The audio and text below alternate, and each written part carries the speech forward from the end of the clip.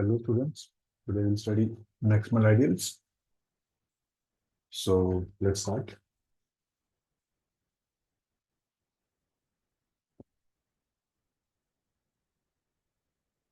We will start with the maximal definition of maximal ideals. तो definition क्या रहती है इसकी? उसकी तो बात कर लेते हैं पहले. Definition.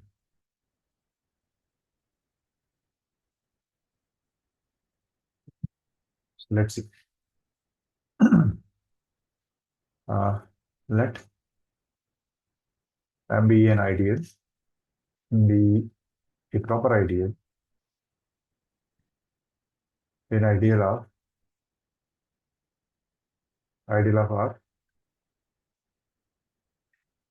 R, ring R. Then M is said to be maximal ideal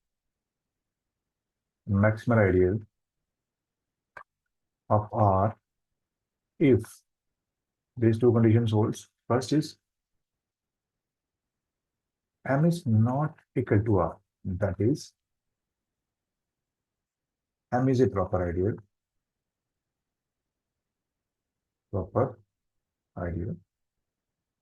of R, which is a proper ideal of R, right? And second condition is if I is any other ideal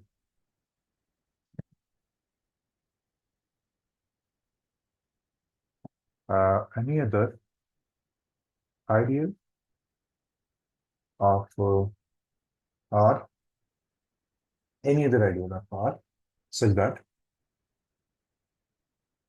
M is containing R, then either M is equal to I और I is equal to R. तो कहने का मतलब है ये दो जो ideals हैं M और R के बीच में कोई भी आइडियल एग्जिस्ट नहीं करेगा. अगर कोई एग्जिस्ट करेगा वो जान तो फिर वो M के बराबर हो जाएगा या वो R के बराबर हो जाएगा. That is there is no proper ideal. There is no proper ideal between M and R. इनके बीच में कोई भी प्रॉपर आइडियल नहीं होगा. There does not exist any proper ideal between M और R. इसके बीच में कोई नहीं होगा. दैट इज M से बड़ा कोई नहीं होगा. अगर कोई M से बड़ा होगा तो वो क्या हो जाएगा, या तो M के बराबर हो जाएगा या वो R हो जाएगा. सो इसका ये मतलब है. और हम लोग ये भी कह सकते हैं that is M is the largest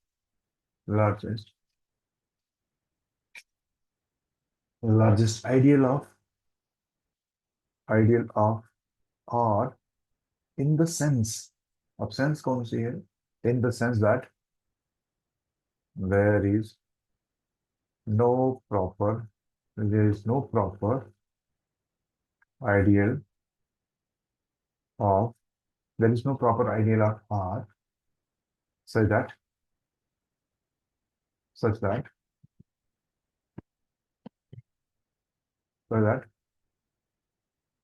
M is containing R. ठीक है. ऐसा कोई आइडियल मिलेगा ही नहीं जो इसको such that कोई भी ऐसा ideal, there is no proper ideal. Let me write this properly. So there is no proper ideal, say I of R, so that I contains M. That is M is containing. कोई ऐसा भी ideal आपको नहीं मिलेगा, कोई ऐसा कभी मिल ही नहीं सकता प्रॉपर आइडियल जो कि M को कंटेन करे. ठीक है, कोई भी प्रॉपर आइडियल नहीं होगा. तो हम इसको दूसरी तरह से भी लिख सकते हैं. एक और डेफिनेशन है इसकी डेफिनेशन इसी को एक्सपेंड कर सकते हैं. इन अदर वर्ड्स हम लोग ये भी कह सकते हैं a non-zero ideal A non-zero ideal of a ring R is called maximal ideal. Maximal ideal. Maximal ideal if first condition is the same condition,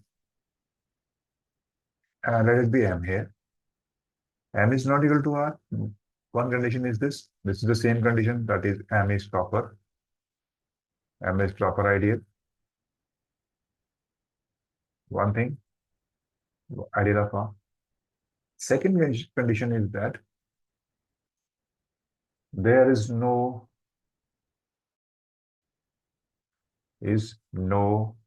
other ideal. There is no other proper ideal. Proper ideal of R such that ideal say I of R such that M is contained in that.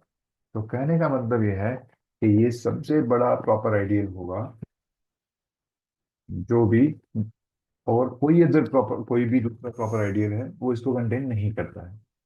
तो ये दोनों definitions हैं, तो ये आप कर सकते हो। तो दिस इज बेटर डेफिनेशन कि अगर आप ये वो प्रॉपर आइडियल है और कोई अदर आइडियल अगर हम इसके बीच में ले लें, वो जहाँ तो एन के बराबर हो जाता है, चाहे वो आर के बराबर हो जाता है। इसका मतलब इनके बीच में कोई भी प्रॉपर आइडियल नहीं एग्जिस्ट करेगा। इसका मतलब ये है कि आर का कोई भी ऐसा प्रॉपर आइडियल नहीं है जो कि एम को कंटेन करेगा। तो वही मैंने यहाँ भी कहा है कि आर का कोई भी ऐसा प्रॉपर आइडियल नहीं मिलेगा आपको जो कि एम को कंटेन करेगा। सो इसकी एग्जाम्पल पढ़ते हैं। एक एग्जाम्पल से क्लियर हो जाएगा। अगर मैं R is equal to Z लेता हूँ, Z the ring of integers, then मुझे पता है इसके सारे आइडियल किस फॉर्म के होते हैं। All the ideals of Z R of the form किस फॉर्म में होते हैं, एन जेड। और एन जेड को हम कैसे लिख सकते हैं, this is generated by N. ठीक है, इस तरह के आइडियल्स आपको मिल सकते हैं। ये सारे आइडियल्स हैं। तो वन बाय वन हम देखते हैं कौन कौन से आइडियल आपको एग्जिस्ट करते हैं। तो मेरे पास आइडियल किस फॉर्म के हैं, एन जेड के। वेयर एन कहाँ से कहाँ है, नेचुरल नंबर में। आप इंटीजर में भी ले सकते हो, नो प्रॉब्लम। तो okay,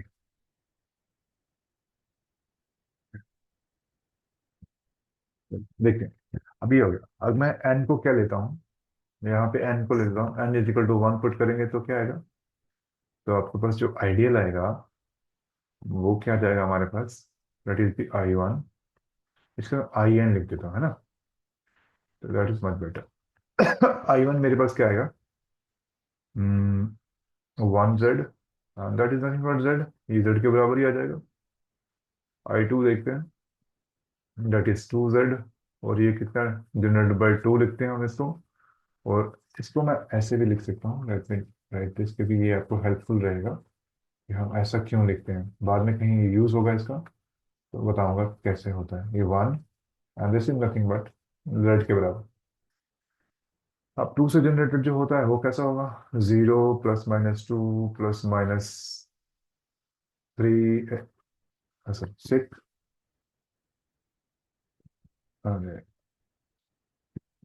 plus minus four plus minus six and so on. इस फॉर्म में क्या होगा, आई थ्री कैसा होगा आपके पास, थ्री जेड, एक इसके बाद जनरेट बाई थ्री, ये कैसा होगा, plus minus three plus minus six plus minus nine and so on. I four ले लीजिए, आई फोर क्या आएगा हमारे पास, फोर जेड। इसको आप कैसे लिख सकते हो, generated by four and this is going to be zero plus minus four plus minus eight plus minus twelve and so on. फिर आपके पास आई फाइव ले लीजिए, आप आई फाइव आ जाएगा आपके पास फाइव जेड ये आएगा 5, ये आएगा आपके पास 0 + -5 + -10 + -15 + -20 and so on. And I6 ले लीजिए, I6 is going to be 6Z is equal to 6 is equal to 0 + -6 +-12 +-18 and so on। तो ये आपके पास आइडिया आ जाएंगे and so on and so on. आप ध्यान दीजिए, आप ध्यान दीजिए यहाँ पे। हाँ, हमारे पास जो इसमें कंडीशंस क्या हैं, जो हमारी कंडीशन है वो क्या है? तो कंडीशन क्या होनी चाहिए? एक तो ये कंडीशन होनी चाहिए, दूसरी ये कंडीशन होनी चाहिए। तो देखते हैं इसको। तो मैक्सिमल आइडेंटिटी में कंडीशंस लिख रहा हूँ, दोबारा लिख लेता हूँ यहाँ पे। आइडियल कंडीशन क्या है कि अगर कोई, या तो ये आर के बराबर नहीं होगा, दूसरा अगर कोई जे, कोई अदर प्रॉपर आइडियल है, अदर प्रॉपर, आई ले लो। अरे यार, अगर आपके पास आई जो है, I is other proper ideal है, other proper ideal of R है, तो इसका मतलब क्या? So that M is contain in I, contain in R implies, या तो M is equal to I होगा, जहाँ M is equal to R होगा। कहने का मतलब इन दोनों एम और आर के बीच में कोई भी प्रॉपर आइडियल एग्जिस्ट नहीं करेगा। तो देखते हैं जरा ये डेफिनेशन होती है। तो ये आई वन की बात करते हैं। देखो आई वन क्या है, सीधा जेड के बराबर होगी, पहली कंडीशन ही होल्ड नहीं कर रही है, तो ये आपका आइडियल मैक्सिमल आइडियल नहीं होगा। अब सेकंड की बात करते हैं। देखो सेकंड में क्या है, आई टू क्या है हमारे पास, 2Z and is equal to 2। ये स्ट्रिक्टली कंटेन इन आर है, तो इसका मतलब क्या हो गया, आई टू जो है आर के बराबर नहीं है। वन थिंग तो क्लियर होगी। अब दूसरा देखते हैं, क्या कोई और आइडियल है जो इसको कंटेन करता है? इससे बड़ा तो कोई आइडियल है ही नहीं ऊपर, है ना? यही नेक्स्ट इसके बाद यही आइडियल है, तो इसका मतलब there does not exist any proper ideal, कोई भी प्रॉपर आइडियल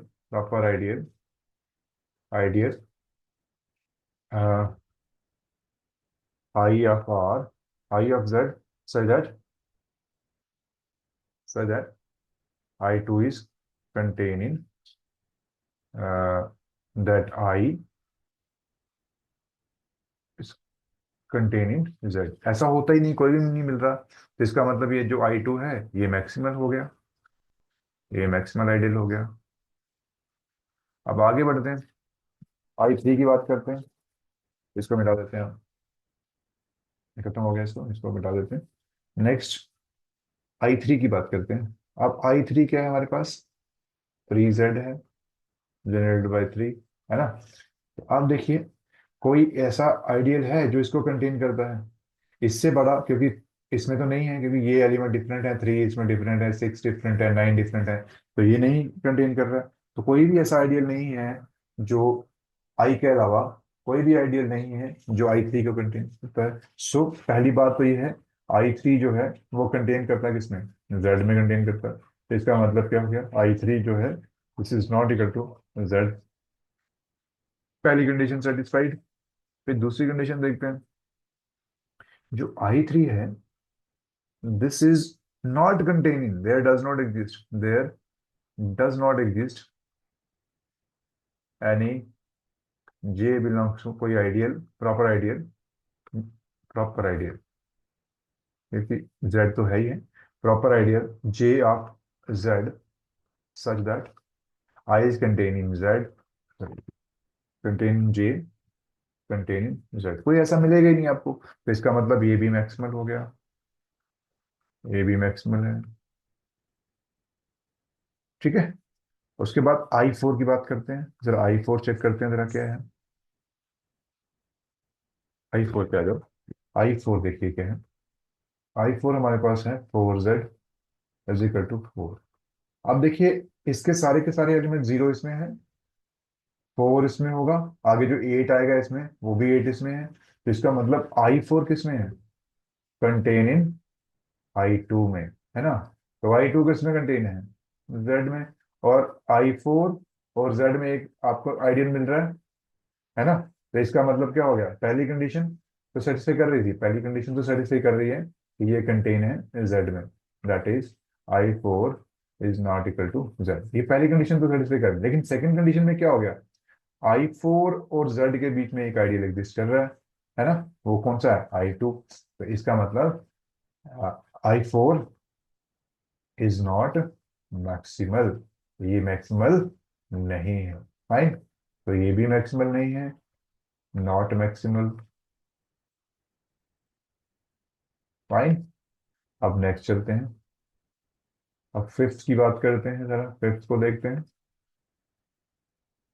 I5 आपके पास क्या है, 5Z जनरेटेड बाय 5। ठीक है। अब देखिए यहाँ जो 5 है, ये ना तो 3 में कंटेन है, ना ही 2 में कंटेन है, और 4 में तो है ही नहीं, क्योंकि इसका कोई भी एलिमेंट 4 में नहीं होगा। तो इसका मतलब इससे ऊपर कोई भी नहीं है, इससे बड़ा कोई भी नहीं है, I5 से कोई ऐसा नहीं मिल रहा जो इसको कंटेन कर सकता है। सो हम लोग देखते हैं I5 क्या है। अब ध्यान दीजिए, I5 किसका सबसेट होगा, Z का तो है ही है। तो इसका मतलब I5 जो है स्ट्रिक्टली कंटेनिंग Z है, तो ये बराबर नहीं है Z के, पहली कंडीशन तो हो गई। अब दूसरी कंडीशन क्या है कि इसके ऊपर जितने भी आइडियल हैं वो इसको कंटेन नहीं करते हैं, है ना, I5 को कंटेन नहीं करते हैं। तो this means that there does not exist an ideal J of R such that I5 is containing J containing R। ये वाली कंडीशन सेटिस्फाई कर रही है कि I5 और R के बीच में कोई भी J करके कुछ भी एग्जिस्ट नहीं करता है, क्योंकि देखो I5 जो है this is not containing I2, I5 is not containing I3, I5 is not containing I4। ये किसी में भी कंटेन नहीं करता, तो इससे बड़ा कोई है ही नहीं जो इसको कंटेन करता है। तो इसका मतलब कोई ऐसा आइडियल नहीं मिलेगा आपको जो I5 को कंटेन करेगा और वो इसका भी सबसेट होगा R का, ऐसा नहीं मिलेगा। तो इसका मतलब ये क्या हो गया, दिस इंप्लाइज I5 क्या हो गया, मैक्सिमल हो गया। कहने का मतलब इन दोनों के बीच में, इसके और इसके बीच में कोई भी आइडियल एग्जिस्ट नहीं करता। यही तो हमारी डेफिनेशन है, तो इसका मतलब ये तो मैक्सिमल आइडियल बन गया, मैक्सिमल बन गया। ठीक है। अब देखते हैं I6 के बारे में बात करते हैं, तो इसी तरह हम बात आगे बात कर सकते हो। I6 की बात करते हैं जरा, I6 को देखते हैं। I6 क्या है आपके पास, 6Z इज इक्वल टू 6।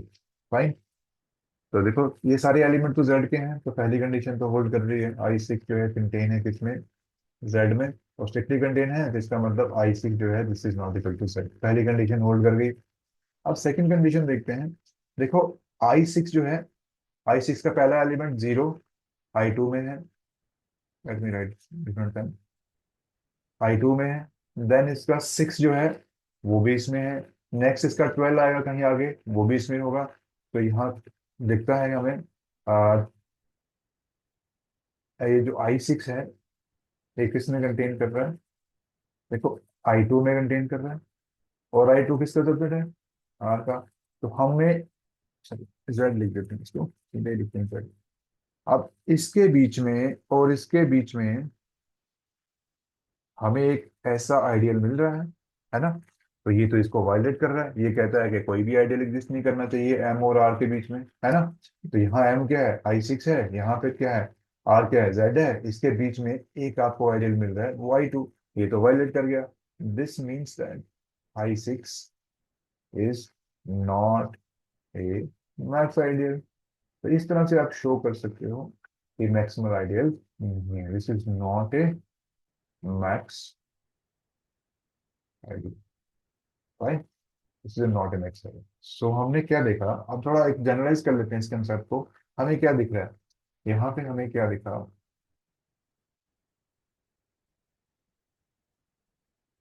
चलिए अब थोड़ा सा इसको स्टडी करने की कोशिश करते हैं। हमने एनालाइज क्या किया वो देख लेते हैं, एनालिसिस देखिएगा।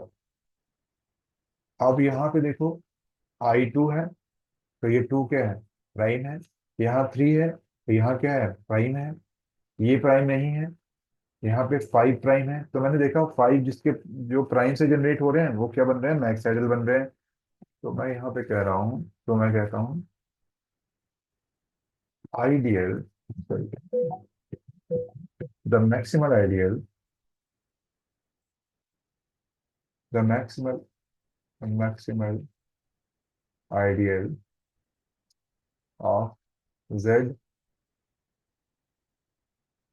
is R given by